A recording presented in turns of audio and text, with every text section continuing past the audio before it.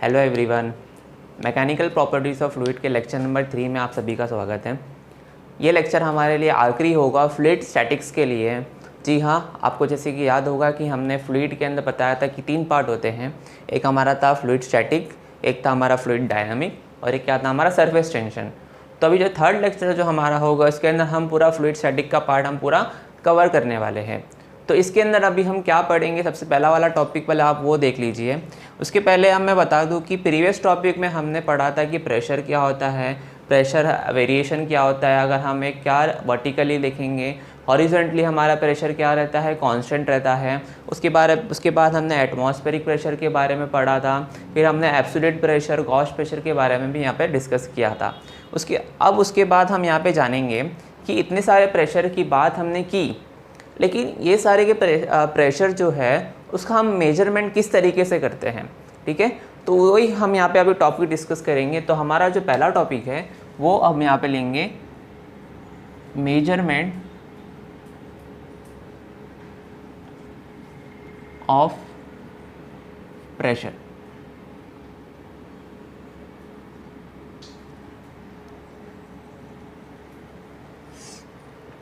जैसे कि आपको याद होगा कि मैंने आपको बताया था कि एटमॉस्फेरिक प्रेशर जो हमारा होता है वो हमको मिलता है एटमॉस्फेरिक एयर हम पे ऊपर जो प्रेशर लगाती है। तो मैंने आपको एक बताया था कि जो 1 एटमॉस्फेयर होता है, ये हमारी एक यूनिट होती है प्रेशर की, उसका हमने एक देखा था 760 mm ऑफ Hg एक यूनिट आई थी। मतलब मैंने ऐसा बोला था आपको कि अगर मैं जब भी 1 एटमॉस्फेरिक प्रेशर बोलूँगा तो उसको हम ऐसा भी डिनोट करते हैं 760 mm ऑफ Hg। अब इसका क्या मतलब है, हमने ये चीज़ कैसे मेजर करी उसके बारे में हम यहाँ समझेंगे।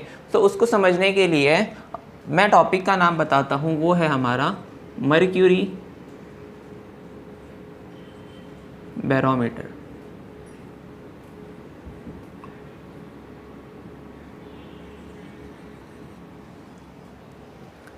बैरोमीटर, एक मर्क्यूरी बैरोमीटर एक ऐसा इंस्ट्रूमेंट होता है जिससे हम क्या करेंगे, हम एटमॉस्फेरिक प्रेशर को हम जान सकते हैं, हम इसको कैलकुलेट कर सकते हैं।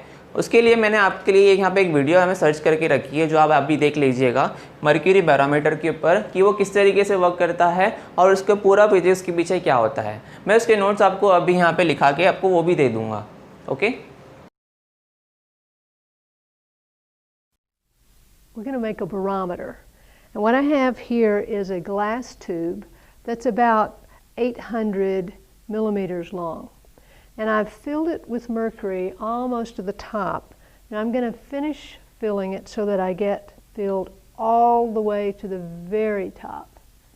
And then I'm going to put my finger over the end and I'm going to invert it into the mercury.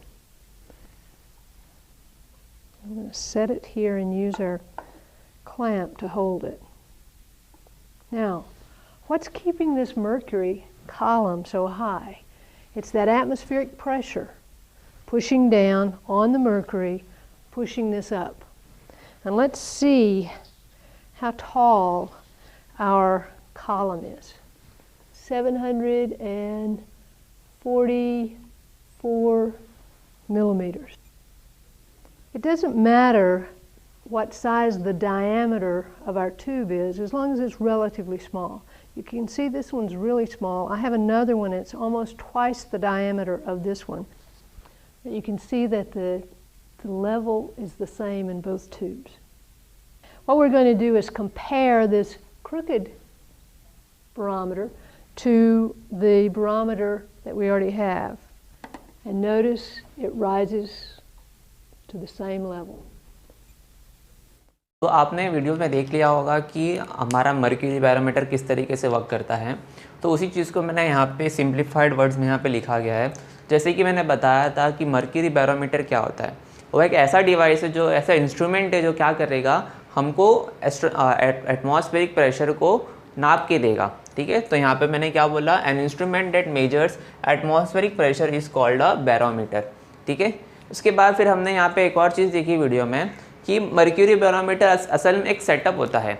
इसके अंदर हमारे पास एक लॉन्ग टेस्ट ट्यूब है और उसके अंदर हमने मर्क्यूरी को पूरा फिल किया हुआ है। फिर उसके बाद हम क्या करते हैं, उसका हमारा जो टॉप है जहाँ पे हमने उसको पूरा फिल किया था उसको ऐसा पकड़ते हैं और उसको हम उल्टा करके एक हमने डिश में डाल देते हैं, ठीक है। तो ये पूरा सेटअप हमारा क्या होता है, एक बैरोमीटर का सेटअप होता है। So a barometer is in the form of a glass tube completely filled with mercury, जैसे कि हमने देखा था, ठीक है, and placed upside down in a small dish containing mercury, ठीक है। तो ये पूरा हमारा सेटअप जो है वो हमारा किसका है, मर्क्यूरी बैरोमीटर का है, ठीक है। अब उसके बाद हमने क्या देखा था कि वो जो ट्यूब जो थी हमारी वो तकरीबन 1 मीटर लॉन्ग थी और उसका डायमीटर कुछ 1 सेंटीमीटर का था। तो वो कुछ इस तरीके से दिखता है कि ये हमारा जो डिश था जो हमने एज्यूम किया है उसके अंदर हमारा ये मर्क्यूरी फील्ड है और ये हमारा टेस्ट ट्यूब जो तकरीबन 1 मीटर का है। हम क्या करेंगे, उसको पूरा यहाँ से लेके यहाँ तक, ये हमारा है ये ब्रीम, इसको हम ब्रीम बोलते हैं, यहाँ से लेके यहाँ तक इसको पूरा हम पहले फील करते हैं, लेकिन ये पहले सीधा होता है, ओके। उसके बाद हम क्या करेंगे, इसको हम उल्टा कर देंगे, ठीक है। उल्टा करने के बाद क्या होगा कि आप देखोगे कि जो मर्क्यूरी का जो कॉलम है वो पूरा यहाँ तक होता है।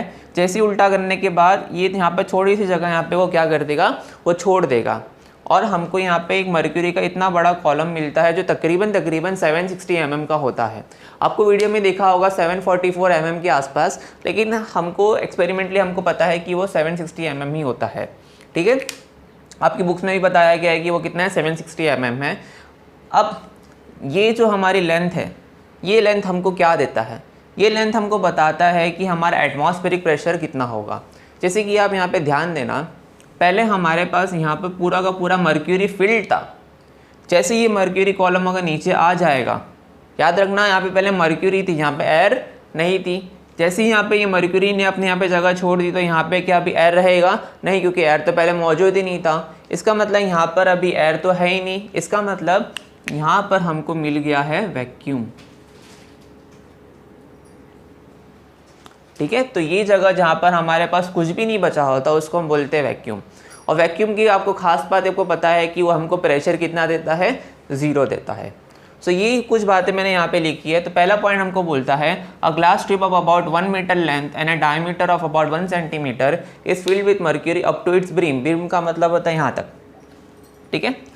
It is then quickly inverted into a small dish containing mercury. एक हम डिश के अंदर उसको हम क्या कर देंगे, क्विकली इन्वर्ट कर देंगे। The level of mercury column drops and A small gap is created between the surface of mercury and close end of the glass tube. मतलब ये यहाँ से लेके यहाँ तक हमारे बीच में क्या हो जाता है, गैप जनरेट हो जाता है और इस गैप के बीच में हमारे पास एयर नहीं होती, इसलिए हम इसको बोलते हैं वैक्यूम। अब ये जो हमारा सेटअप था इसको पहली बार बनाया गया था टॉर्सिली ने, इसलिए हम कभी कभार टॉर्सिली बैरोमीटर भी बोलते हैं। और ये जो वैक्यूम हमने आपको फाइंड किया है इसको हम कभी कभार नाम देते हैं टॉर्सिली बैरोमीटर। अब हम यहाँ पे कैलकुलेशन करके मदद लेंगे और हम यहाँ पे फाइंड करेंगे कि हमको यहाँ पे 1 एटमॉस्फेरिक प्रेशर आखिर मिलता किस तरीके से है, ठीक है। जैसे कि आप यहाँ पे देखोगे, यहाँ पर हमारे पास प्रेशर 0 होगा क्योंकि यहाँ पर हमारे पास वैक्यूम है, ठीक है। यहाँ पर हमारे पास एयर है, सो यहाँ पर हमारे पास एटमॉस्फेरिक प्रेशर जनरेट होगा।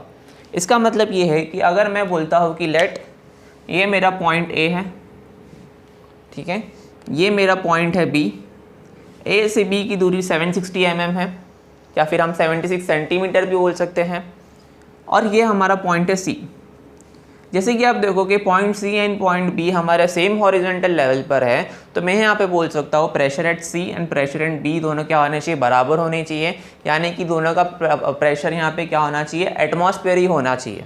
इसीलिए क्या होता है कि ये बैरोमीटर क्या करेगा कि उतना ही लेंथ रखेगा यहाँ पर जितना वो यहाँ पर एटमॉस्फेरिक प्रेशर जनरेट कर सके। तो इसी की मदद से हम क्या करेंगे, हम यह हाइट फाइंड कर लेंगे। हमको यहाँ पे पता है कि यहाँ पे हमारा प्रेशर कितना है, 0 है, तो हम यहाँ पे बी पे हम प्रेशर फाइंड कर लेंगे। इसका मतलब है कि हमने यहाँ पे सी पे प्रेशर फाइंड कर लिया। क्यों? क्योंकि हमको पता है कि सेम हॉरिजॉन्टल लेवल पे P C is equals to क्या रहेगा, पी बी रहेगा। अच्छा, कौन सा फॉर्मूला हम इस्तेमाल करेंगे? हमने देखा था कि हमारे वर्टिकली हमारे पास हमारा क्या फॉर्मूला होता है, जी हाँ, total pressure at P B, it will be the pressure due to PA plus density Hg, where density is the density of mercury. यहाँ पर हमारा जो H है, यहाँ पे सॉरी रो हमारा क्या है, डेंसिटी ऑफ मर्क्यूरी। H क्या है, ये इसकी हाइट है। जी क्या है, एक्सेलरेशन ड्यू टू ग्रेविटी, जो हमको मालूम है। हमको ये भी पता है कि पी ए हमारा 0 है, क्यों? क्योंकि हमारे पास यहाँ पर क्या है, वैक्यूम है। अगर हमको ये सारी चीज़ें पता है तो यहाँ पे हम बोल सकते हैं P B is equals to P C is equals to density H G. Density of mercury हमारे पास होता है 13600 किलोग्राम पर मीटर क्यूब। हाइट आपको पता है वो हमारे पास है 760 mm ऑफ एच जी, ठीक है, 760 mm, इसलिए इसका हम बोलते हैं 760 mm ऑफ एच जी।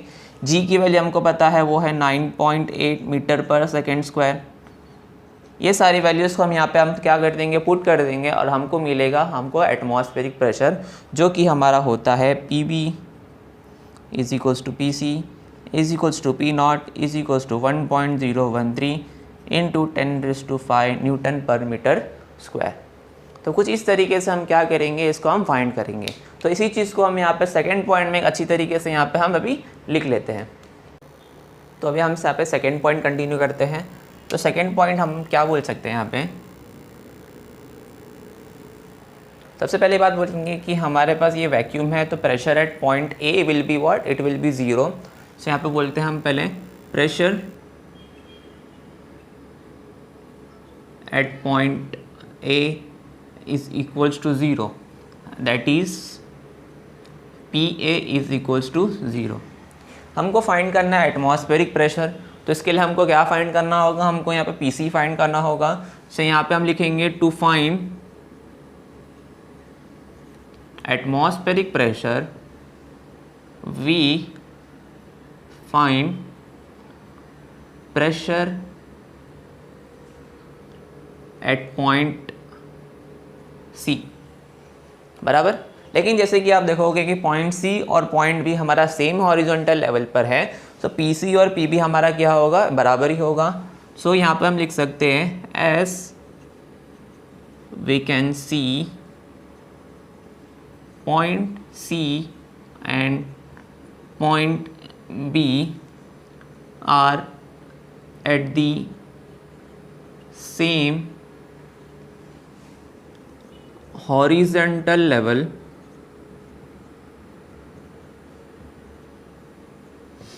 तो इससे हमको क्या मिलेगा, therefore P C is equals to what, it will be P B. मतलब अगर हमको एटमॉस्फेरिक प्रेशर निकालना है तो सी की बजाय हम क्या कर लेंगे, हम बी पे निकाल लेंगे, ठीक है। उसके बाद अगर हमको यहाँ पे पी बी निकालना है तो हम कैसे निकाल सकते हैं, तो यहाँ पे हम इसको थर्ड पॉइंट में लिख सकते हैं।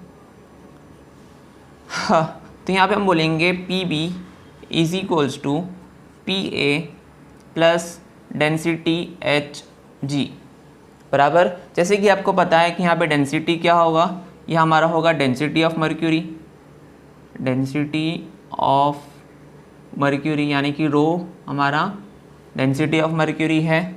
एच हमारा क्या है, हाइट ऑफ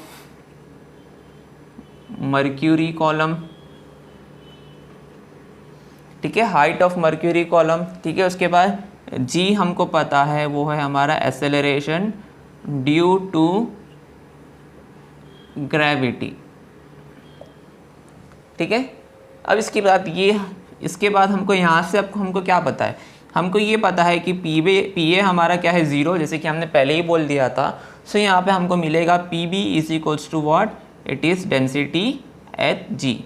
सारी वैल्यूज़ को हम यहाँ पे पुट कर देते हैं। जैसे कि मैंने बताया था कि डेंसिटी ऑफ मर्क्यूरी हमको पता है इट इज़ 13600 किलोग्राम पर मीटर क्यूब। हाइट हमारे पास 760 mm है, उसको मीटर में कन्वर्ट करना होगा। सो कैसे कन्वर्ट करते हैं आपको पता होगा, देखो ज़रा, यहाँ लिखते हैं हम 1 मीटर कितना होता है हमारा, यह हमारा होता है 100 सेंटीमीटर, या फिर हम इसको ऐसा भी बोल सकते हैं, इट कैन बी 1000 मिलीमीटर, ठीक है। सो अगर मुझे 1 मीटर मिल गया, तो अगर मुझे 1 मिलीमीटर निकालना है तो मैं दोनों जगह पे 1000 से डिवाइड कर दूंगा, तो मुझे क्या मिलेगा यहाँ पे 1 डिवाइडेड बाई 1000 मीटर। यानी कि मैं ऐसा भी बोल सकता हूँ 1 मिलीमीटर हमारा क्या है 10⁻³ मीटर है। तो उसी को हम यहाँ पे करेंगे कि अगर हमको 760 mm दिया हुआ है तो यहाँ पे हम लिखेंगे 760 इंटू 10⁻³ मिलीमीटर को हम मीटर में कन्वर्ट कर देंगे। उसके बाद यहाँ पे जी की वैल्यू हमारे पास होती है 9.8। ये सारी चीज़ों का अगर आप यहाँ पे मल्टीप्लाई करोगे तो आपको यहाँ पे आंसर मिलेगा 1.013 into 10⁵ newton per metre square. तो कुछ इस तरीके से हम यहाँ पे एटमॉस्फेरिक प्रेशर P0 को कैलकुलेट कर सकते हैं with the help of mercury barometer. ठीक है, अब यहाँ पे सबसे मेन सवाल आपको यहाँ पे दिमाग में ये आना चाहिए, हम सिर्फ मर्क्यूरी का ही इस्तेमाल क्यों करते हैं, हम यहाँ पर वाटर का इस्तेमाल क्यों नहीं करते हैं, हम यहाँ पे ऐसी चीज़ों का इस्तेमाल क्यों नहीं कर रहे हैं। तो यहाँ पे सबसे मेन रीज़न ये हमारा है कि मर्क्यूरी की जो डेंसिटी हमारी होती है वो देखोगे यहाँ पे कितनी है 13600। इसकी डेंसिटी बहुत ज़्यादा होती है, जिसकी वजह से ये क्या होगा कि ये जो वाटर कॉलम है हमारा वो 760 mm तक ही सीमित रहेगा, या फिर हम बोल सकते हैं 76 सेंटीमीटर तक ही रहेगा। लेकिन अगर हम क्या करें, अगर हम वाटर का इस्तेमाल करते हैं, अगर मैंने वाटर का इस्तेमाल किया अगर मर्क्यूरी की बजाय, तो मैं आपको बता दूं कि ये हाइट हमको कितनी मिलेगी, ये तकरीबन हमको 10.3 मीटर की मिलेगी। और हम इतना बड़ा ट्यूब तो बना ही नहीं सकते। एक ग्लास ट्यूब सोचो जो कि 10 मीटर का है, आपने देखा होगा 1 मीटर का कितना लंबा था वीडियो में, 10 मीटर इतना बड़ा ट्यूब हम क्या बना पाएंगे, क्या हम उसको इतना बड़ा इन्वर्ट दे पाएंगे, ये बहुत ही मुश्किल काम होगा। इसलिए हम यहाँ पे क्या करते हैं, हम हाई डेंसिटी लिक्विड जैसे कि हम क्या मर्क्यूरी का यहाँ पे इस्तेमाल करते हैं। अगर हम वाटर का इस्तेमाल करते हैं तो उसकी हाइट कितनी आएगी, याद रखना 10.3 मीटर्स, याद रखना ये मिलीमीटर से, वो कितनी आएगी हमारी मीटर्स में आएगी। तो यही रीज़न है हमारा कि हम यहाँ पे क्या, हम मर्क्यूरी का इस्तेमाल करते हैं, हम वाटर का इस्तेमाल नहीं करते। ठीक है, सो यहाँ पर हम यहाँ पे एक क्वेश्चन तो हम सॉल्व कर चुके हैं क्या, कि एक्सप्लेन मर्क्यूरी बैरोमीटर, या फिर हम इसके अंदर एक और क्वेश्चन अगर आपको पूछा जाए कि why mercury is always use in a mercury barometer या फिर इन अ बैरोमीटर, तो इसका आपको आंसर मालूम पड़ जाएगा। तो इसको हम क्विक रिवाइज कर लेते हैं कि क्या हुआ था। हमारे पास 1 मीटर लॉन्ग एक ग्लास ट्यूब था, उसके पास हमारा एक 1 सेंटीमीटर का डायमीटर था। ठीक है, उसको हम क्या करते हैं, पूरा का पूरा मर्क्यूरी से अप टू दी ब्रिप हम क्या कर देंगे, उसको हम पूरा फील्ड कर देंगे और उसको हम इन्वर्ट कर देंगे यहाँ से प्रेस करके। जैसे ही हम इसको यहाँ से छोड़ेंगे तो यहाँ पर हमारा मर्क्यूरी कॉलम नीचे आ जाएगा और यहाँ पर हमारे पास एक टॉर्सली वैक्यूम जनरेट हो जाएगा। टॉर्सली वैक्यूम हमको ये बताता है कि यहाँ पर हमारा प्रेशर क्या रहेगा, 0 रहेगा। ठीक है, यहाँ पर हमको प्रेशर निकालना है क्योंकि ये हमको पता है कि एटमॉस्फेरिक प्रेशर हमको सी पे मिलेगा और सी और बी हमारा सेम हॉरिजॉन्टल लेवल पर है। इसका मतलब हम यहाँ पे पी बी फाइंड कर लेंगे तो हमको यहाँ पे पूरा का पूरा एटमॉस्फेरिक प्रेशर मिल जाएगा। और यही हमारा काम होता है मर्क्यूरी बैरोमीटर का, कि वो क्या करता है, एटमॉस्फेरिक प्रेशर को कैलकुलेट करके हमको बताता है। ठीक है, अब दूसरा हमारे पास जो इंस्ट्रूमेंट है उसको हम बोलते हैं हम मैनोमीटर। मैनोमीटर हमारे पास एक ऐसा डिवाइस होता है या फिर एक ऐसा इंस्ट्रूमेंट होता है जो हमको फाइंड करके देगा किसी भी एक कंटेनर के अंदर गैस का प्रेशर कितना है। ठीक है, जैसे कि अगर मैं समझे एक कंटेनर है, इसके अंदर मैंने क्या किया हुआ, मैंने ऑक्सीजन फिल करके रखा। अब मुझे पता लगाना है कि वो ऑक्सीजन का कितना प्रेशर है, वो कितना प्रेशर एग्जर्ट कर रहा है, तो उसके लिए हम यहाँ पे इस्तेमाल करेंगे मैनोमीटर का, जो कि मैं आपको अभी इसके डायग्रामेटिकली और उसके पूरे हम वर्किंग यहाँ पे आपको मैं समझाऊंगा। ठीक है, तो सेकेंड टॉपिक आप डाल दीजिए क्या, मैनोमीटर। तो जैसे कि मैंने आपको टॉपिक बताया था ओपन ट्यूब मैनोमीटर या फिर हम उसको मैनोमीटर भी कहते हैं। ये कुछ इस तरीके से हमारा डिवाइस होता है। जैसे कि आप यहाँ पे देखो कि मैंने यहाँ पे 2 डिवाइस बनाए हैं। मैं आपको इसके पहले वर्किंग समझा देता हूँ कि क्या होता है। यहाँ पर हमारे पास एक यू ट्यूब है, जैसे कि आप देखोगे एक ट्यूब है, ग्लास ट्यूब, जो कि यू शेप में है और उसको हमने एक कंटेनर से क्या किया है, जॉइंट किया हुआ है। ठीक है, अब यहाँ पर जो हमारे पास है ये ट्यूब, उसके अंदर हमने यहाँ पे एक लो डेंसिटी लिक्विड को हमने यहाँ पे रखा है। ये जो हमारे पास यहाँ से लेके यहाँ तक ये जो लिक्विड है, ये हमारी क्या है, लो डेंसिटी लिक्विड है। हम क्या करेंगे इसके अंदर, इस कंटेनर के अंदर पहले तो यहाँ पे कुछ मौजूद नहीं है। ठीक है, तो इसका मतलब अगर यहाँ पे कुछ मौजूद नहीं है तो यहाँ से हमारा क्या, एटमॉस्फेरिक एयर एंटर हो जाएगा। ठीक है, अब जैसे ही यहाँ पर एटमॉस्फेरिक एयर है तो इसका मतलब मैं ऐसा बोल सकता हूँ कि ये मेरा पॉइंट, ये वाला और ये वाला, इन दोनों पे प्रेशर मेरा अभी सेम रहेगा, इसलिए ये दोनों हमारे सेम हॉरिजॉन्टल लेवल पर है। यहाँ पर भी हमारा एटमॉस्फेरिक प्रेशर रहेगा, यहाँ पे भी हमारा क्या रहेगा, एटमॉस्फेरिक प्रेशर रहेगा, क्योंकि अंदर की तरफ हमारी क्या है, एटमॉस्फेरिक एयर मौजूद है। ठीक है। अब जैसे ही क्या होगा कि मैं इसके अंदर कुछ गैस को यहाँ पे मैंने एंक्लोज कर दिया, तो यहाँ पर हमारे पास एटमॉस्फेरिक एयर तो पहले मौजूद ही था, साथ ही साथ यहाँ पर हमको क्या मिलेगा, गैस भी आ जाएगा, जो हमने यहाँ पे एंड किया है। और इसको यहाँ पे बंद कर देंगे। जैसे ही यहाँ पर एडिशनल हमारी गैस आ जाती है, वो क्या करेगा, यहाँ पे और प्रेशर एक्सर्ट करेगा। पहले यहाँ पे देखो एटमॉस्फेरिक प्रेशर ही था, क्योंकि यहाँ पे एटमॉस्फेरिक एयर मौजूद थी। जैसे ही मैंने गैस को एंटर करवाया, ये गैस हमारा एडिशनल प्रेशर लेके आएगा। एडिशनल प्रेशर लेके आने के बाद ये क्या करेगा, इसको अंदर की तरफ पुश कर देगा, ठीक है। अंदर की तरफ पुश करने के बाद ये लेवल हमारा नीचे चले जाएगा और ये लेवल हमारा ऊपर चले जाएगा, क्योंकि यहाँ पर अब ये दोनों लेवल हमारे बराबर नहीं हैं, क्योंकि यहाँ पर हमारे पास प्रेशर क्या हो गया, एटमॉस्फेरिक प्रेशर भी आया है और साथ ही साथ हमारे पास गैस का प्रेशर भी आ गया है। लेकिन जैसे कि मैंने आपको बताया था कि एक मैनोमीटर है, और मैनोमीटर क्या करता है, एक ऐसा इंस्ट्रूमेंट है जो क्या करेगा, हमको गैस का प्रेशर फाइंड आउट करके देगा। तो जैसे कि हम यहाँ पे लिख सकते हैं an instrument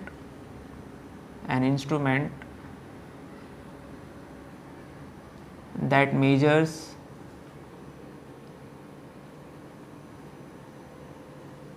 gas pressure. Okay, लेकिन देखो यहाँ पे पहले एटमॉस्फेरिक एयर था, ठीक है, वेल एंड गुड। तो यहाँ पर हमने क्या किया, यहाँ पे कुछ नहीं, यहाँ पे कुछ बोल नहीं सकते। जैसे ही हमने गैस को ऐड किया तो हमारे पास यहाँ पर अब प्रेशर दो वजह से आ रहा है, दो तरीके से आ रहा है। एक तो हमारे पास एटमॉस्फेरिक एयर की वजह से हमारा प्रेशर है, दूसरा यहाँ पर हमारे पास गैस की वजह से प्रेशर है। लेकिन हमको तो सिर्फ गैस का प्रेशर निकालना है, ठीक है। तो यहाँ पर हम क्या इस्तेमाल करेंगे, हम यहाँ पे इस्तेमाल करेंगे एक क्वांटिटी का जिसको हम बोलते हैं गॉस प्रेशर, ठीक है। हम क्या बोलते हैं इसको, हम गॉस प्रेशर। तो यहाँ पर हम इस्तेमाल करेंगे गॉस प्रेशर का।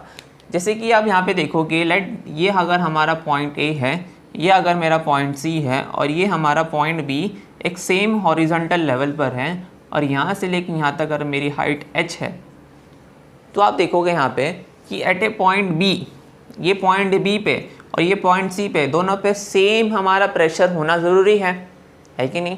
तो यहाँ पे मैं ऐसा बोल सकता हूँ दैट पी बी जो हमारा है वो हमारा होगा P A plus density H ji.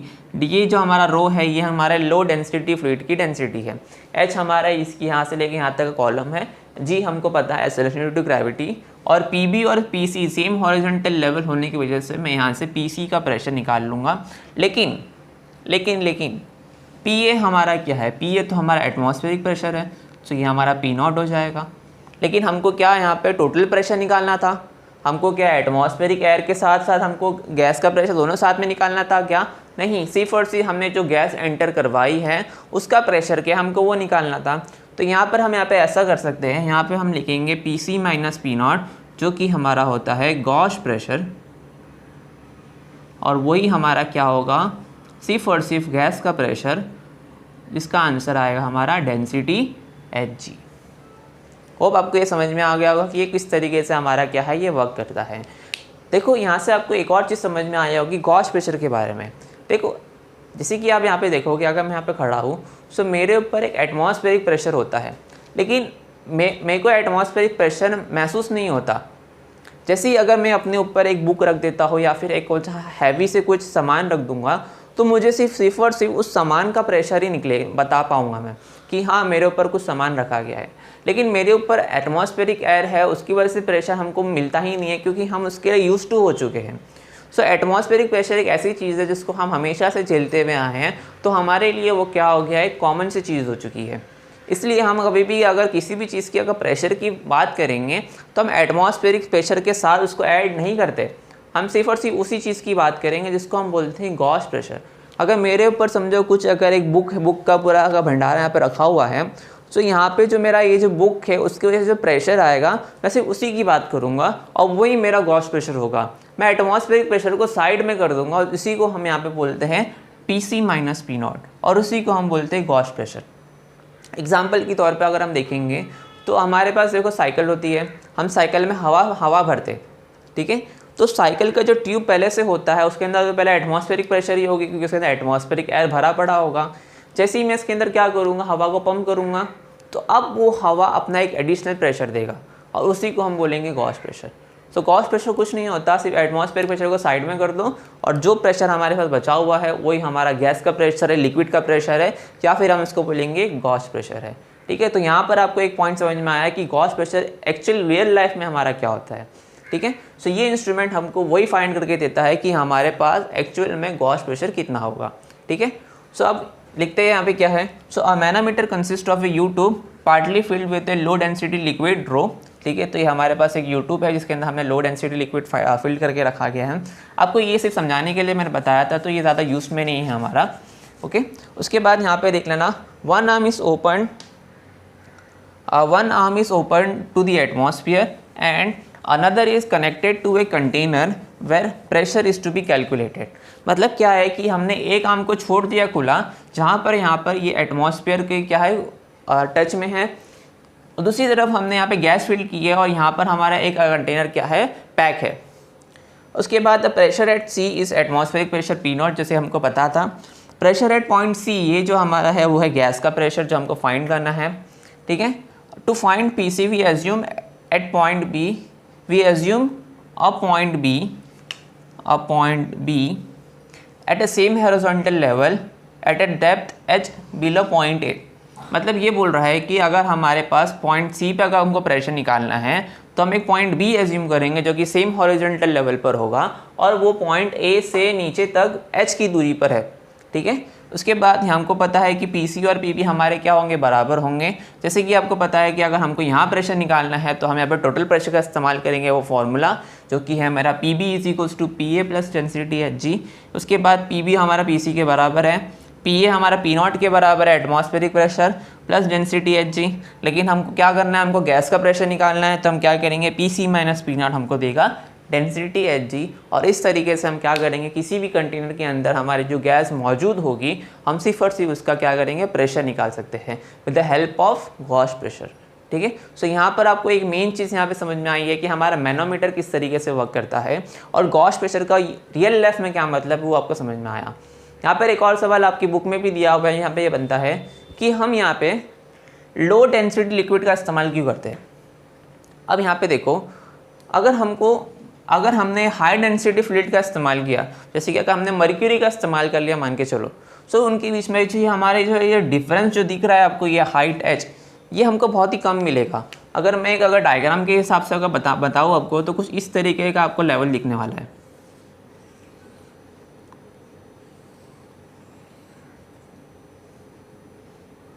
Okay, सो अगर मैं अगर मर्क्यूरी का इस्तेमाल करता हूँ, सो अगर यहाँ पर हमको गैस का प्रेशर निकालना है तो ठीक उसके थोड़ा सा ऊपर होगा, तो ये हाइट निकालना बहुत ही हमारा डिफ़िकल्ट हो जाएगा।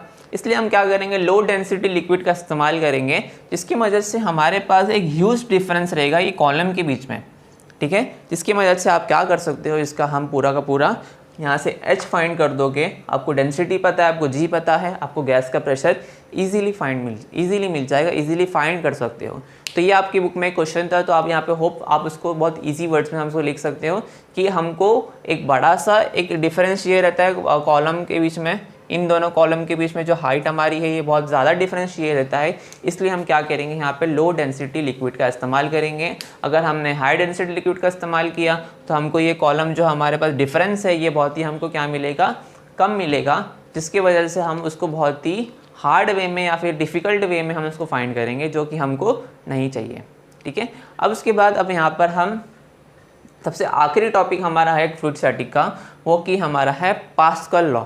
ये बहुत ही इम्पॉर्टेंट हमारा है, ये जो हमारा है पास्कल लॉ, ये हम उसको बहुत जगह पे इस्तेमाल करते हैं। उसका हमारे पास एप्लीकेशन भी है, एक हमारा है हाइड्रोलिक लिफ्ट करके।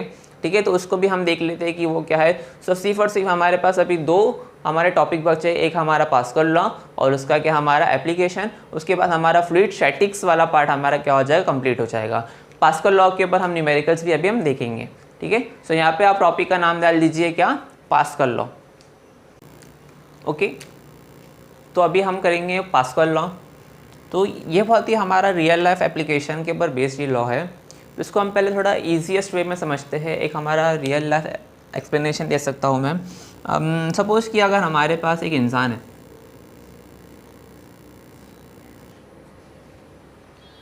ओके, अब मैं क्या करता हूँ कि आपको पता है कि इसके सर पे एक एटमॉस्फेरिक प्रेशर तो पहले से मौजूद होगा ना, है ना कि नहीं। सो ये एटमॉस्फेरिक प्रेशर क्या करता है मालूम है, जैसे कि आप देखोगे इसके ऊपर बहुत सी एयर मौजूद होगी, एयर, ठीक है। ये एयर क्या करेगा, इसके ऊपर पूरा का पूरा एटमॉस्फेरिक प्रेशर इसके ऊपर एक्सर्ट करेगा। मुझे बताओ अगर मैं ये वाले पॉइंट की बात करूँ तो क्या सिर्फ इसी पॉइंट पे वो एटमॉस्फेरिक प्रेशर एक्सर्ट करेगा? नहीं, वो क्या करेगा, वो हर जगह पे इसके ऊपर एटमॉस्फेरिक प्रेशर एक्सर्ट करेगा, हर जगह पे। इसका मतलब ये है जैसे जैसे नीचे आते जाएंगे हमारा प्रेशर इंक्रीज़ होता जाता है, ठीक है। क्यों हो रहा है? क्योंकि हमारी गैस बढ़ते जा रही है, बराबर। 8 किलोमीटर के अबव हाइट पे मैंने कुछ बताया था आपको। सो ये 8 किलोमीटर अबव हाइट के गैस हमारे पास बढ़ते जा रही है और हमारे ऊपर क्या होगा, एटमॉस्फेरिक प्रेशर बढ़ते जाएगा कि हमारी गैस बढ़ते जा रही है। सो मेरा सवाल ये था कि क्या वो एट ए पर्टिकुलर पॉइंट ही एक्ट करता है क्या? नहीं, वो प्रेशर क्या करेगा, वो हर जगह हर बॉडी पार्ट्स पे इक्वल एक्सर्ट करने वाला है। जैसे जैसे क्या होगा कि हम प्रेशर, समझो कि और एयर आ गई, 8 किलोमीटर की अभी 9 किलोमीटर हो गई मान के चलो। सो वो 9 किलोमीटर की वजह से अभी हमारे पास जो प्रेशर आएगा वो हर एक बॉडी पार्ट में इक्वली डिस्ट्रीब्यूट होगा। समझ रहे हो आप? जैसे जैसे हम प्रेशर ऊपर की तरफ ऐड करते जाएंगे हमारे पास हर जगह पर हमारा प्रेशर उतना ही बढ़ेगा इक्वली और हर जगह पर होगा। समझ रहे हो? ठीक है, एक और एग्जांपल से मैं आपको समझाता हूँ कि सपोज यही लड़का हमारे पास है, ओके, यहाँ पे ध्यान देना।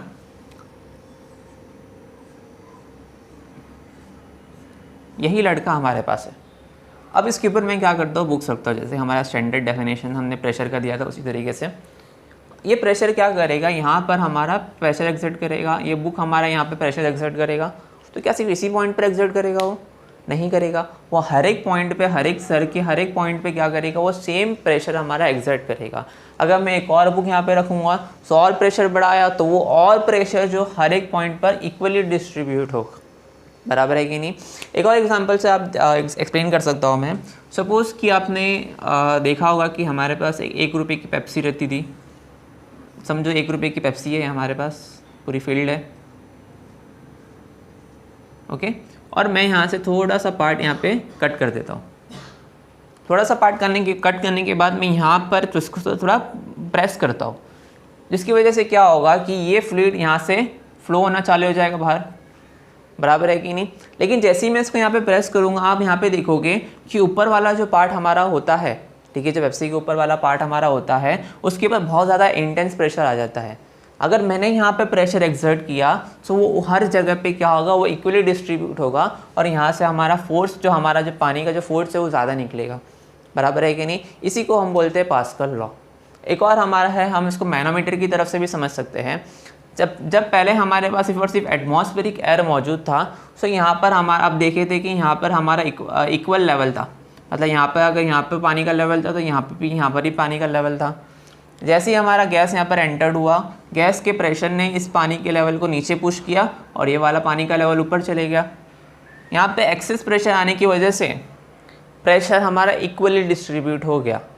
यहाँ पर हमारा प्रेशर इंक्रीज़ हुआ तो इसलिए ये क्या करेगा, ये इसको नीचे की तरफ धक्का दे देगा ताकि ये क्या हो जाए कि यहाँ पर हमारा प्रेशर इंक्रीज़ हो जाए, क्योंकि ये वाले पॉइंट और ये वाले पॉइंट में हमारा प्रेशर क्या रहता है, सेम रहता है। उसी तरीके से जैसे ही यहाँ पर हमारा प्रेशर यहाँ पर इंक्रीज़ हुआ तो ये वाला पानी ऊपर चलेगा ताकि यहाँ पर हमारा प्रेशर इंक्रीज़ हो जाए। तो ये इन शॉर्ट हम यहाँ बोलेंगे कि अगर तुमने एक पॉइंट पे प्रेशर को इंक्रीज़ किया तो वो फ्लूइड के हर एक पॉइंट पे क्या होगा, हमारा प्रेशर इंक्रीज़ होने वाला है। यही हमारा क्या है, पास्कल लॉ है, ठीक है। सो यहाँ पर हमारा पास्कल लॉ का हमारा जो डेफिनेशन है वो हम लिख देते हैं कि Pascal's law states that, okay, Pascal's law state that the pressure applied, okay, जैसे कि यहाँ पे हम बताया था कि that the pressure applied at any point of an enclosed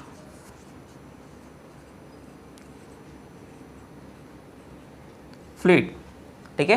Pascal's law states that the pressure applied at any point of an enclose fluid, जैसे कि हमने यहाँ पे गैस डाला तो यहाँ पर एट ए पर्टिकुलर पॉइंट हमने यहाँ पे क्या प्रेशर इंक्रीज किया, यहाँ पर हमने इसको से दबाया तो एट ए पर्टिकुलर पॉइंट हमने क्या किया, प्रेशर इंक्रीज किया। यहाँ पे बुक रखने के बाद एट ए पर्टिकुलर पॉइंट हमने क्या किया, यहाँ पे प्रेशर को इंक्रीज किया, जिसकी वजह से क्या हुआ, हर एक पॉइंट पे हर एक जगह पर हमारा क्या हो गया, प्रेशर का इंक्रीमेंट आया, इंक्रीज हुआ। तो उसी को हम यहाँ पे लिखेंगे। So Pascal law states that the pressure applied at any point of an enclosed fluid at rest, ठीक है, at rest it's transmitted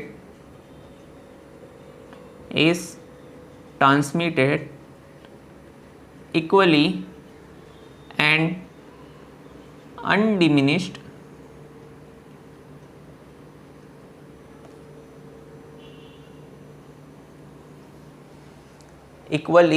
undiminished to every point of the fluid, ठीक है, and also on the walls of the container, ठीक है। तो क्या बोलता है पास्कल लॉ, अगर हमने एट ए पर्टिकुलर पॉइंट हमने प्रेशर को इंक्रीज किया सो वो हमारा हर जगह पे ट्रांसमिट हो जाएगा, ट्रांसफ़र हो जाएगा, और हर जगह का मतलब है कि हर एक जगह के फ्लूइड का और वॉल्स ऑफ द कंटेनर पे भी। सो ये हमारा क्या है, ये हमारा पास्कल लॉ है। जैसे कि अभी हमने यहाँ पे देखो एग्जांपल से समझा, पहला एग्जांपल मैंने दिया था एटमॉस्फेरिक प्रेशर का।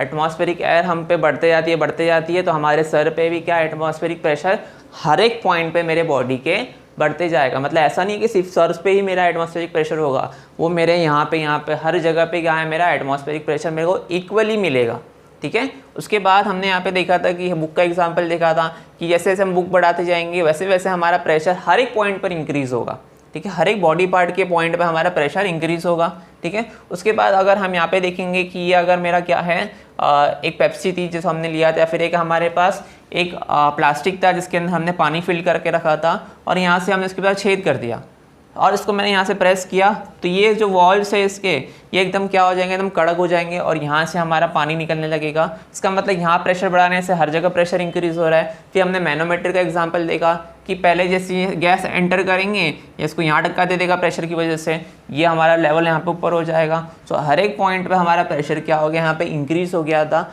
सो यही हमारा क्या है, पास्कल लॉ है, और इसका इस्तेमाल हम करते हैं किसी भी एक हैवियर चीज़ को हम उठाने का। सपोज़ कि अगर मैंने आपको बोला कि बताओ कि क्या आप एक कार को लिफ्ट कर सकते हो क्या, तो अभी आपको बोलोगे कि नहीं, लेकिन पास्कल लॉ की वजह से आप क्या कर सकते हो, एक बड़ी सी बड़ी कार को आप क्या कर दोगे, अपने खुद के वेट की वजह से आप क्या उसको लिफ्ट कर सकते हो। तो इसको हम यहाँ पे एग्जांपल जो हमारा जो एप्लीकेशन है पास्कल लॉ का वो हमें भी समझेंगे, उसको बोलते हैं हम हाइड्रोलिक लिफ्ट, और उसके ऊपर हमारे 2-3 क्वेश्चन है आपकी बुक में, उसको हम अभी सॉल्व करेंगे। टॉपिक का नाम डाल दीजिए हाइड्रोलिक लिफ्ट। सो अभी हमारा ये क्या है, application of the pascal law, जो कि हमारा है हाइड्रोलिक लिफ्ट। सो हाइड्रोलिक लिफ्ट किस काम के लिए आता है, किसी भी हैवी लोड को उठाने के लिए। सो यहाँ पे हम लिख लेते हैं कि हाइड्रोलिक लिफ्ट क्या करता है। So hydraulic lift is used, hydraulic lift is used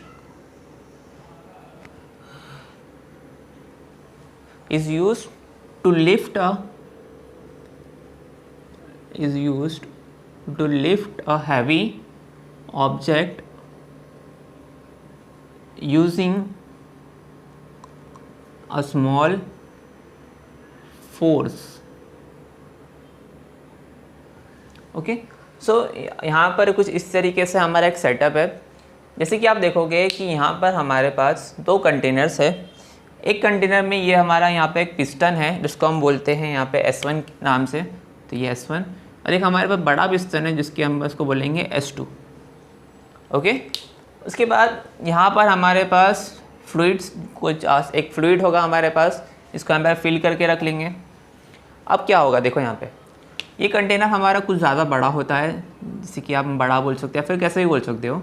okay, क्या होगा यहाँ पे आप देखोगे कि ये दोनों हमारे सेम लेवल पर होंगे, क्योंकि यहाँ पर हमारा क्या होगा कि सेम हमको प्रेशर एक्सर्ट करना होगा।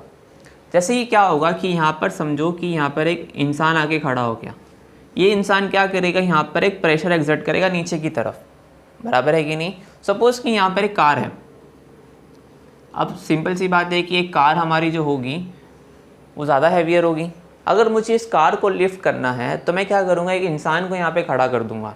ओके, सपोज़ कि अगर ये पिस्टन जो है हमारा उसका एरिया है A या फिर A1 और ये हमारा बड़ा पिस्टन है, इसका एरिया है हमारा A2। जैसे ही मैं यहाँ पे खड़ा हुआ तो मैं यहाँ पे क्या करूँगा, एक फोर्स लगाऊंगा, यहाँ पे एक्सर्ट करूँगा। सपोज़ उसको मैं बोलता हूँ F1, या फिर मैं ऐसा बोल सकता हूँ कि मैंने यहाँ पर एक प्रेशर एक्सर्ट किया है, वो होगा मेरा F1/A1। Pressure is equals to force upon area, ठीक है, परपेंडिकुलर फोर्स अपॉन एरिया।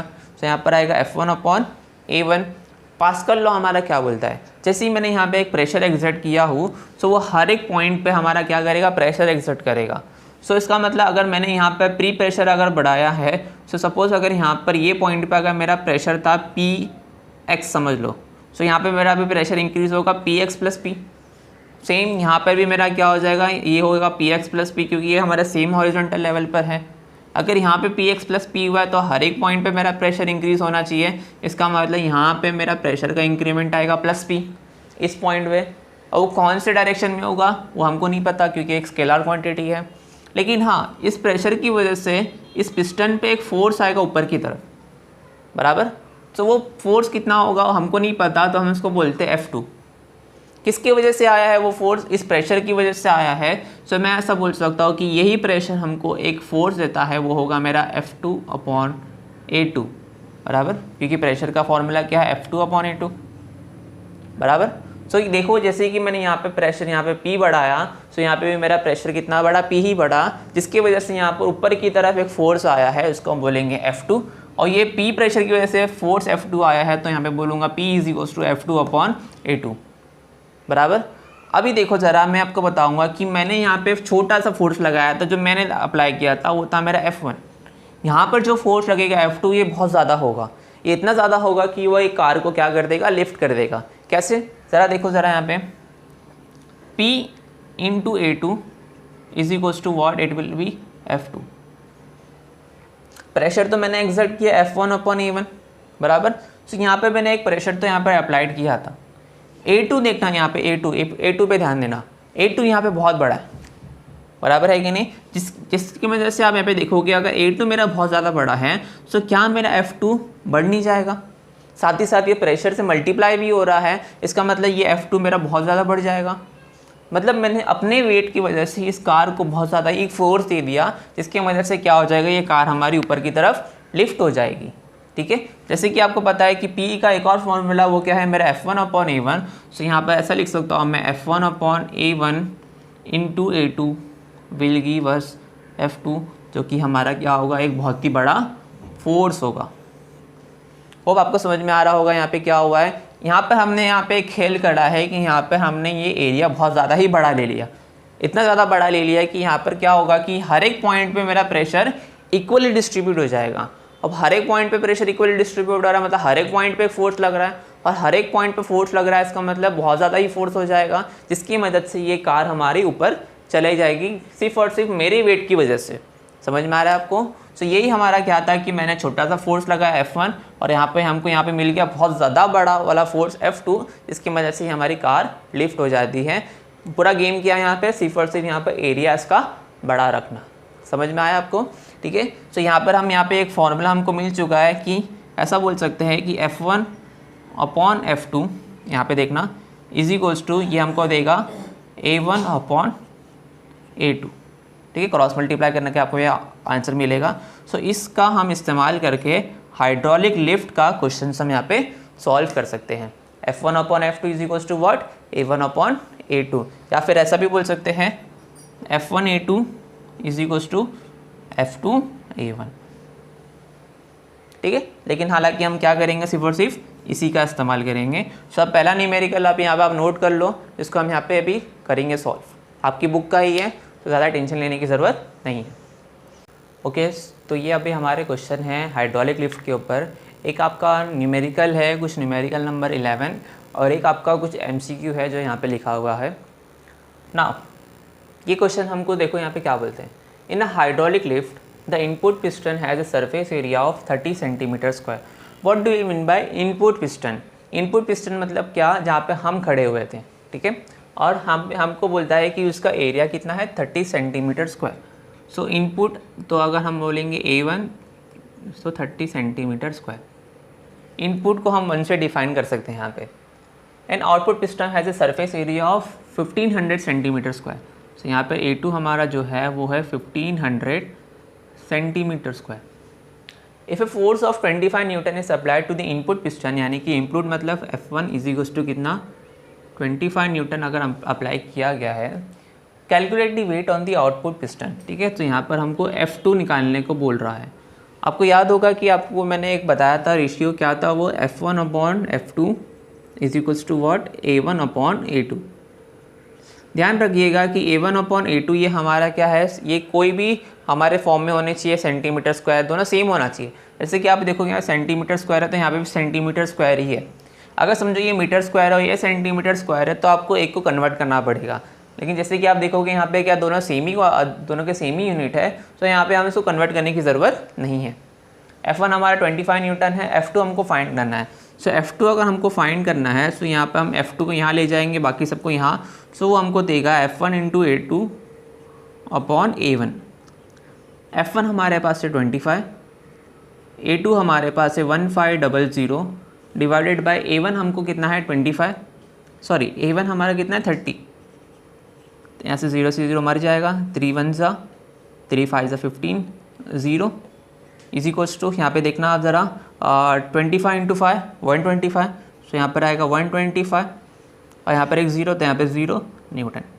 सो देखना ज़रा यहाँ पे हमने क्या किया, यहाँ पे हमने 25 न्यूटन की वजह से हमने 1250 न्यूटन का हमने यहाँ पे फोर्स एक्सर्ट किया आउटपुट हमारे पिस्टन के ऊपर। तो ये कुछ इस तरीके से हमारा क्या है हाइड्रोलिक लिफ्ट वर्क करता है। उसके बाद सेकेंड क्वेश्चन देखो हमारा क्या बोलता है, a hydraulic lift is design to lift heavy object of maximum mass 2000 kg। यहाँ पे बोलता है कि हमारे आउटपुट पिस्टन जहाँ पे हमने कार रखी हुई थी, उस कार का मास तकरीबन हम सिर्फ 2000 kg तक ही उसको हम लिफ्ट कर सकते हैं।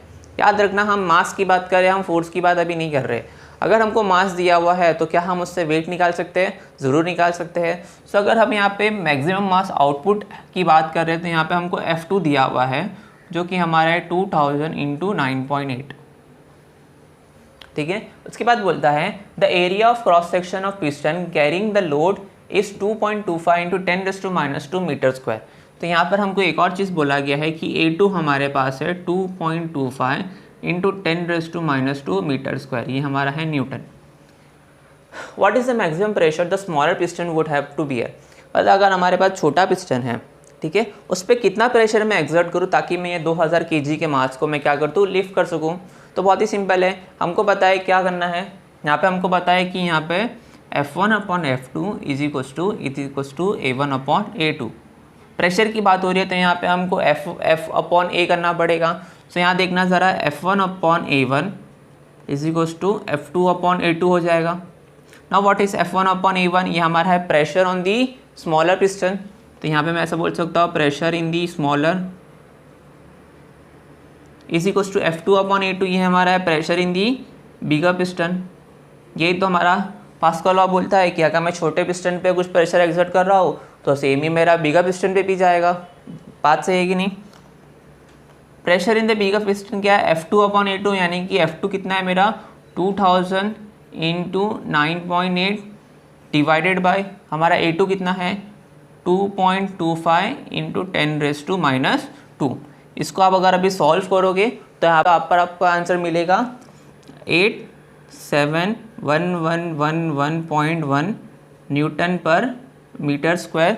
या फिर हम इसको कुछ 0 पॉइंट के वैल्यू में भी लिख सकते हैं, तो वो होगा मेरा 0.87, या फिर हम इसको 8.7 के फॉर्म में लिख लेते हैं। तो यहाँ पर आएगा हमारा 8.7, ठीक है। हमने यहाँ पे पॉइंट लगाया तो 1 2 3 4 5 0 आएंगे। सो इसका मतलब 10⁵ न्यूटन पर मीटर स्क्वायर। सो ये हमारा क्या है आंसर है किसका, ये हमारे MCQ का, जो आपकी बुक में MCQ दिया हुआ है। तो इसी के साथ अभी हमारा क्या होता है कि हमारा ये लेक्चर अभी ख़त्म होता है। हमने फ्लूइड स्टैटिक का पार्ट पूरा ख़त्म कर चुके हैं। ठीक है। मैं आपको अभी इस क्वेश्चन के बाद, मतलब ये क्वेश्चन हो गया है, इसको आप कॉपी कर लेना। इसके बाद मैं आपको कुछ 14 क्वेश्चंस जो आपको देने वाला हूँ, जो कि हमने इस टॉपिक के अंदर पूरे के पूरे कवर किए हैं, और आपको सिर्फ वो 14 क्वेश्चन ही पढ़ने हैं फ्लूइड स्टैटिक्स के लिए। हमने यहाँ पे क्वेश्चंस भी बनाए थे थोड़े बहुत, जो कि हमारे आउट ऑफ टेक्स्ट भी थे, जो आपके बोर्ड्स के लिए बहुत ही हेल्पफुल होगा, ठीक है। तो मैं आपको यहाँ पे 14 क्वेश्चंस यहाँ पे लिख के दे दूंगा, और वो मान के चलना मैंने आपको सारे के सारे करा ही दिए है। देख लेना, आप सारी वीडियोस को आप चेक कर लेना। सारी वीडियोस का लिंक मैं आपको डिस्क्रिप्शन में भी दे दूंगा, ताकि आपको वो गो थ्रू हो जाए सारे के सारे क्वेश्चन जो मैंने आपको कराए हैं यहाँ पे, ठीक है। सो इसी के साथ मैं अभी आपको यहाँ पे अलविदा लेता हूँ। तो अभी हमारा फ्लूइड स्टैटिक का पार्ट खत्म हो चुका है। नेक्स्ट लेक्चर हम करेंगे यहाँ पे फ्लूइड डायनामिक्स। सो अभी के लिए थैंक यू वेरी मच।